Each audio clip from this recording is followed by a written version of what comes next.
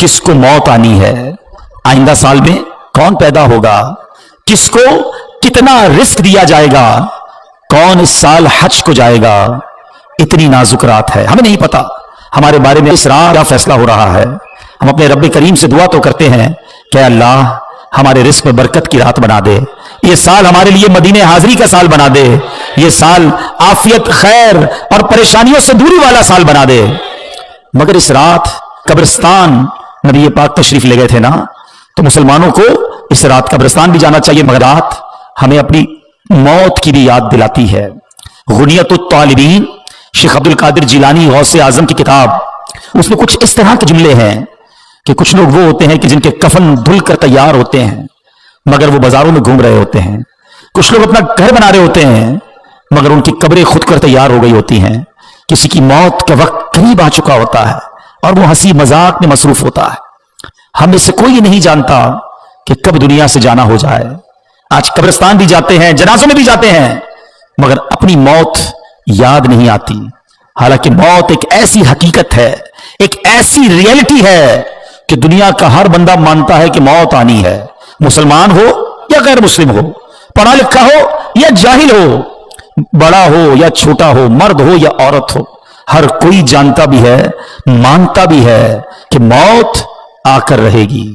अरबी का मकूला है ना, है अल मौत कदहुन कुल्लु नफ्सिन शारिबूहा, मौत एक ऐसा जाम है जो हर जीरू ने पीना है। अल मौत बाबुन कुल्लु नफ्सिन दाखिलूहा, मौत एक ऐसा दरवाजा है जिससे हर किसी को गुजरना है, हम सबको मरना है, कोई मौत से बच नहीं सकेगा। मगर आज रात ये तय करना है कि हमने मौत की तैयारी कितनी की है, हमने अपनी आखिरत की तैयारी कितनी की है। आइए मैं आपको एक इबरतनाक, दिल के तारों को हिला देने वाला वाकया सुनाता हूं। जलीलुल कदर ताबई हैं हजरत सैयदना हसन बसरी रहमतुल्लाहि तआला अलैह, अपने घर के दरवाजे पर आप खड़े हुए थे तो वहां से एक जनाजा निकला, तो आप भी उठ खड़े हुए, चल दिए। आपने देखा कि जनाजे के साथ एक छोटी बच्ची जारो कितार रोते रोते जनाजे के साथ जा रही है और कह रही है, बाबा जान आज मुझ पर वो वक्त आया कि पहले कभी ना आया था। हजरत सैयदना हसन बसरी रहमतुल्लाहि तआला अलैह ने जब ये दर्द भरी आवाज सुनी तो बेकरार हो गए, अश्कबार हो गए और यतीम बच्ची के सर पर हाथ फेरते हुए फरमाया, बेटी तुम पर नहीं बल्कि तुम्हारे मरहूम बाबा जान पर वो वक्त आया है कि आज से पहले कभी नहीं आया था। दूसरे दिन आपने उसी छोटी बच्ची को देखा कि आंसू बहाती कब्रिस्तान की तरफ जा रही है। हजरत सैयदना हसन बसरी रहमतुल्लाहि तआला अलैह भी उस बच्ची के पीछे पीछे कब्रिस्तान की तरफ चल दिए। कब्रिस्तान पहुंचकर वो छोटी बच्ची अपने वालिद मरहूम से लिपट गई। हजरत सैयदना हसन बसरी रहमतुल्लाहि तआला अलैह एक झाड़ी के पीछे छुप गए कि देखो वो बच्ची वालिद की कब्र के साथ क्या करती है। अब उस बच्ची ने अपना रुखसार, अपना मुंह जो है अपने वालिद की कब्र पर रखा और वो बच्ची क्या कहने लगी जरा गौर से सुनिएगा। वो बच्ची कहती है, क्या कहती है, बाबा जान आपने अंधेरे में चिराग और गमख्वार के बगैर कब्र की पहली रात कैसे गुजारी। ऐ बाबा जान कल तो घर में मैंने चिराग जलाया था, आज रात आपकी कब्र में किसने चिराग रोशन किया। ऐ बाबा जान कल रात अंधेरे में घर के अंदर मैंने आपके लिए बिछौना बिछाया था, बिस्तर बिछाया था, आज रात आपका बिछौना किसने बिछाया होगा। ऐ बाबा जान कल रात घर के अंदर मैंने आपके हाथ पैर दबाए थे, आज कब्र में हाथ पांव किसने दबाए होंगे। ऐ बाबा जान कल मैंने आपको पानी पेश किया था, आज कब्र में आपको प्यास लगी होगी तो किसने पानी दिया। ऐ बाबा जान कल रात आप सो रहे थे तो मैंने आपके जिस्म पर चादर उड़ाई थी, आज कब्र में आपके जिस्म पर किसने चादर उड़ाई होगी। आपके चेहरे पर पसीना आता था तो बाबा जान मैं अपने रुमाल से आपका पसीना साफ करती थी। ऐ बाबा जान आज किसने कब्र में पसीना साफ किया होगा। ऐ बाबा जान कल रात तक आप जब मुझे पुकारते थे मैं लब्बैक कह के आपके पास आ जाती थी। अब अगर आपने मुझे याद किया होगा तो किसने, क्या मैं आपके पास तो नहीं आ सकी। बहरहाल ये बातें करती रही, आंसू बहाती रही। हजरत सैयदना हसन बसरी रहमतुल्लाहि तआला अलैह करीब भी थे, आपके भी आंसू निकल आए। आप बच्ची के पास आए और आकर बच्ची से कहा कि बेटा यूं ना कहो, बल्कि बाबा जान से यूं पूछो, क्या बाबा जान दफन करते वक्त तो हमने आपका चेहरा किबले की तरफ किया था, बाबा जान क्या अब भी आपका चेहरा किबले की तरफ है या बदल दिया गया है। ऐ बाबा जान आपको कब्र में सही सलामत रखा गया था, क्या अब भी आपका जिस्म सलामत है या कीड़ों ने खा लिया है। اے بابا جان، قبر کی پہلی رات بندے سے اس کے ایمان کے بارے میں سوال کیا جائے گا تو کوئی جواب دے گا، کوئی مایوس رہے گا کہ آپ نے قبر میں جا کر فرشتوں کے سرس جواب دیے کہ نہیں، یا ناکام رہے۔ اے بابا جان، علماء فرماتے ہیں کہ بعض مردوں پر قبر کشادگی کرتی ہے اور بعض پر تنگی، تو آپ پر قبر نے تنگی کی یا کشادگی؟ اے بابا جان، علماء فرماتے ہیں کہ کسی میت کے کفن کو جنتی کفن سے بدل دیا جاتا ہے اور کسی میت کے کفن کو جہنمی کفن سے بدل دیا جاتا ہے، تو آپ کا کفن آگ سے بدلا گیا۔ ادھر رب ناراض ہوا تو کوئی بچانے والا نہیں ہوگا، اس وقت کی شرمندگی بھی کام نہیں آئے گی، اس وقت توبہ بھی نہیں کر سکیں گے۔ زندہ ہے تو توبہ بھی کر سکتے ہیں۔ اور سنو، میرے رب کی رحمت بہت بڑی ہے، میرے رب کی رحمت بہت بڑی ہے۔ ایک بار سچے دل سے توبہ کر لو تو وہ مالک معاف فرما دیتا ہے، وہ بڑا کریم ہے، وہ بڑا رحیم ہے۔ بس دل سے معافی مانگنی ہے۔ معافی مانگنے کے لیے کوئی بڑا اہتمام کرنا ضروری نہیں، بس وہ دل کا ایک کنیکشن چاہیے۔ کیسا کنیکشن؟ ایک بار حضرت عمر فاروق رضی اللہ تعالیٰ عنہ کے سامنے ایک شرابی آ گیا، ہاتھ میں شراب کی بوتل تھی۔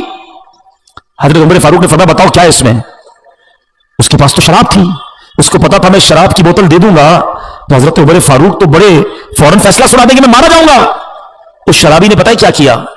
دل ہی دل میں اللہ سے عرض کرنے لگا مولا آج بچا لے، آج عمر کے سامنے ذلیل ہونے سے بچا لے مولا، اب شراب نہیں پیوں گا، اللہ سچی توبہ کرتا ہوں۔ دل ہی دل میں آپ ذرا تصور کریں کہ اگر سامنے حضرت عمر کھڑے ہیں، ادھر یہ شرابی کھڑا ہے، مگر اتنی دیر میں اس نے اللہ سے بات کی، سچی بات کی، سچی توبہ کی۔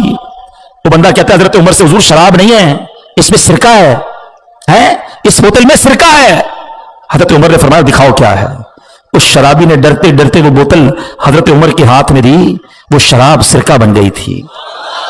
یہ ہے میرا مالک، یہ ہے کریم مولا، توبہ قبول کرنے والا، میری ماں سے زیادہ مجھے چاہنے والا، مگر بندہ ہے کہ سچی توبہ نہیں کرتا۔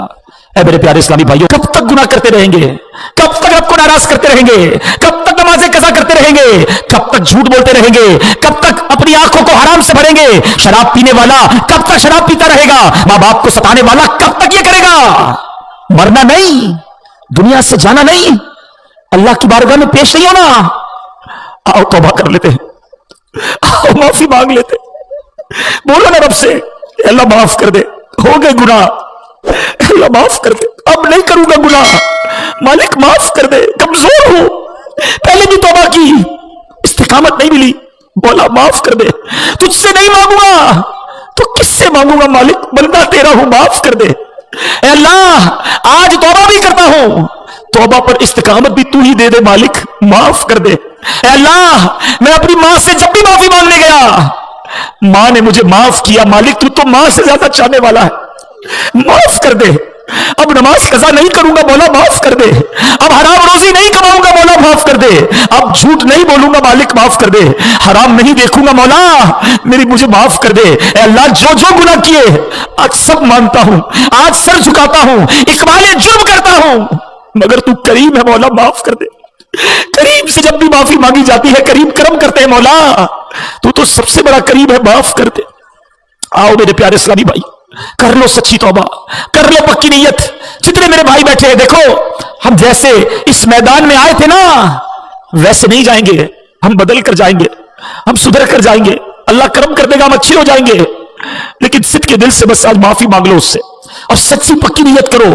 جس کی نیت بنتی ہے نا وہ ہاتھ اٹھائے کہ آج کے بعد ہماری کوئی نماز قضا نہیں ہوگی۔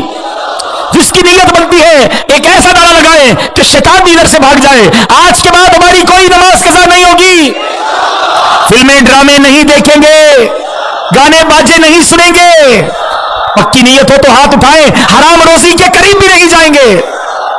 بس اب آ جاؤ اللہ کی طرف، آ جاؤ اپنے رب کریم کی طرف، آ جاؤ سجدوں اور تلاوت کی طرف۔ بہت کر لیے گناہ، مرنے کا وقت قریب ہے۔